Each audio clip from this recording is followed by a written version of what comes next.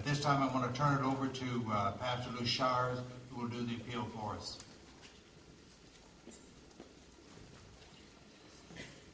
There's nothing worse as a pastor.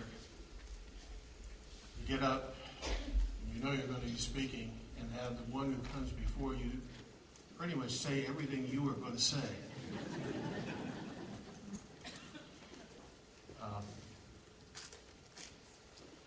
We are fighting a battle. We've lost some grounds in some areas, but in many other areas we have gained ground. The further child survivability is in an early delivery, the more we are pushing at the doors of Roe versus Wade. But as our brother said here tonight, the truth is we have many people out there who are uneducated. We as pastors need to become far more vocal. I believe in our day and time, though, that we as churches have put too much emphasis on how many people we have in the pew. Therefore, we don't want to touch on issues that might cause them to leave and go other places. So the truth is often suppressed even within the pulpit. The real issue that we have focused on tonight is abortion, but there's an even deeper issue at hand in the pro-life movement. And that is the sacredness of life. Not just life in general, but of human life. You see,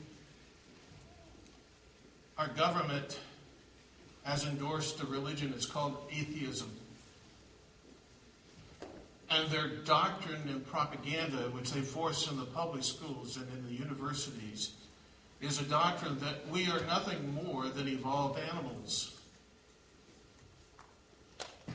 Your uncle may have been a monkey, not mine.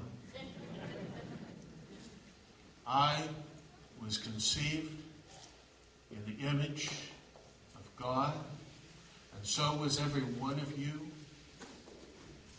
And because of that, our lives are sacred from the moment of conception, and what we often don't talk about, to the moment in which we are in a nursing home and some doctor says, let's just put them to death. They're too much stress upon the economy. And you see, when we begin to believe that we're nothing but animals and there is no sacredness to human life, which is what evolution is teaching today, when that happens, it not only affects issues such as abortion and euthanasia, but it also, as our brother indicated, it affects morality. Because the very fact that we are created in the image of our Creator also implies that we are responsible to that Creator. And there are moral absolutes. And those who deny those facts and say we're nothing more than animals and therefore are free to act like animals, well, they're totally wrong. We need to get this message out to everyone. Now, there are a lot of different ways in which we can do this, and I'm going to cut things short. I've been working with old Lou for some time now. I'm sorry, it's old Louie. You ought to see the emails we get going back and forth. I'll send it out and I'll say Lou, and he'll email back and say, oh, Lou. Well, I figure, hey, he has a few years on me. But you know what? I think he still works harder than I do. He's committed. And you can't work around this guy without picking that up. And it becomes a part of you. I know last year when he asked me to do this, he said, now you got to keep the time short. And I had this long thing I was going to go with you. But it reminded me, I was reminded of a story I'd heard about a pastor who wanted to see his church grow. And he figured if they could put on a brand new auditorium, it would really help the church grow. Problem was he couldn't convince his congregation to go along with it. It just so happened there was a large contractor in the church, and he said, Pastor, I'll tell you what, I'll build you your auditorium at no charge to the church. The pastor was elated. He says, but there'll be 2 exceptions.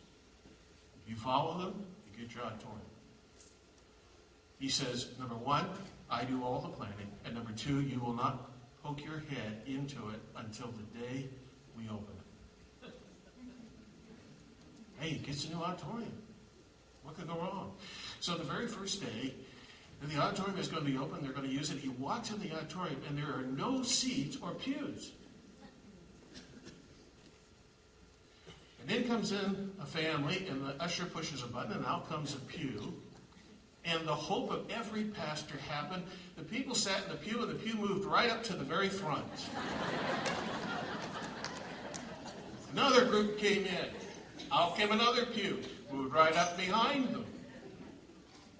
He's thinking to himself, I must have died and gone to heaven. That was until he went 5 minutes over and the trap door behind the pulpit opened up and he fell through. Now I checked, and I don't think there's one here, but you just never know. If you will just turn and go to the screen, I'm going to try to make this very brief. You're going to find on your tables envelopes with cards. We're going to do things differently tonight. All right? Please listen. If you don't get anything else, get this point. All right? Unlike the way they've collected money in the past, they're doing it totally different this year. You take the envelope, you fill out the card, you put what you can in, or you can go ahead and mark it, I'm going to be giving so much or whatever, and seal the envelope, but do not leave it on the table. If you do, my head will roll. Right? I thought so. What we want you to do is there are going to be some ushers, and they're going to come to the table, and we want you to hand them to those ushers. Okay? Don't leave them on the table. Please don't. All right? I mean, I'm not ready to go yet. Okay? So please do that. All right, I think I made my point. I want to just address just real briefly here. And if you look at our screen over there in the back, the question, Louis, when he came and said, would you make the appeal? The question I said to him was, where does the dollars go? I've always been of the philosophy, if I know where my money is going and I feel that it's a justified cause, then I'm more likely to give more. And I imagine a lot of you wonder, where do our dollars go? So I'm going to give you some examples of where the money goes to Right to Life, okay? Some, as has been mentioned already, goes to the Pregnancy Care Center. Let me give you some statistics. In 2011, they gave $4,000. In 2012, they gave $6,500. What do we give this year? A lot of what you're going to give is going to have a lot to do with how much is given to the Pregnancy Care Center. And of course, if you'll notice, I have the arrow going where? Upwards. Another thing that the money goes for is promotional materials. They put in some very wonderful newspaper ads, radio ads, booths at the county fair, as well as voters' guides, bulletin inserts and posters, and a lot of other things that go in to the workings of Right to Life in Daviess County. Another thing that they have done, and they've been short on revenue, and we really would like to increase, is a matter of putting signs out there. Billboards and signs. Here's one of the ones, and I've looked at that a half a dozen times. Louis insists to me that it's cute and it really has a message. I still haven't figured out how the baby becomes a CEO in the house, but I'll take his word for it, and it is cute and it gets the message across. But we've also, in recent years, been putting up signs along main highways. Here are a couple of examples of some signs. And below, I want to read this. This is an email that came in regarding these signs. The email came in from a lady, single mother, traveling from Bloomington through Daviess County. She saw these pro-life signs. She wrote, I was pregnant at the time and was considering an abortion, but seeing these signs triggered something in my mind, something I'd never thought of before.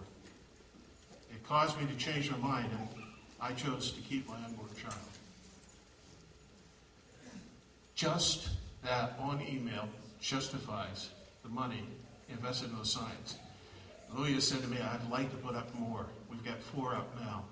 We need not only more money so we can put more signs up, but we also need people that are willing to volunteer property that we can put the signs on in well-located areas. We've got to get the message out. Some other things that the money goes for, the quarterly newsletter. And it is packed with information to help you stay up on the latest things that are going on in the pro-life issue. Something else that is of close interest to me is the website. And we have, I think, a very attractive as well as a very informative website. If you have not gone to it, the address will be coming up here in a moment, but you don't even need to worry about that. If you just type in Daviess County Right to Life, Washington, Indiana, and the site will pop up for you. And there are links in there. If you're a young person and you're doing a report for school, you can go in and get a lot of valuable information on there. There's also links where you can go and get the latest news of what's taking place. So, we're going to ask you, if you haven't already, to take your envelope then and do one of 3 things. You can make a one-time donation. You can make monthly donations. Or you can make occasional donations. Now, the occasional donations, I would say, is this. If you get a little extra money, this year, I think it was in April, all of a sudden I received a check for $1,000. And I said to myself, whoa, what's going on? It's got to be a scam. Here was some money that was left over from when I remortgaged, and they never used it, and I didn't know they had it, and they sent it to me. Sometimes those things happen to you. You say, hey, let me give back to God a little bit of that. Now, you can write a check and send it into the Right to Life, or you can go on the website, and if you have a credit card or ATM card, you can pay through the PayPal services on the website. Either way, you will get your credit, and either way, Right to Life will receive the benefits of your donations. Well, my presentation could go on further, but I'm not going to, because our brother, he said it far better than I could. Why don't you do that here at this point? I'm going to ask the ushers.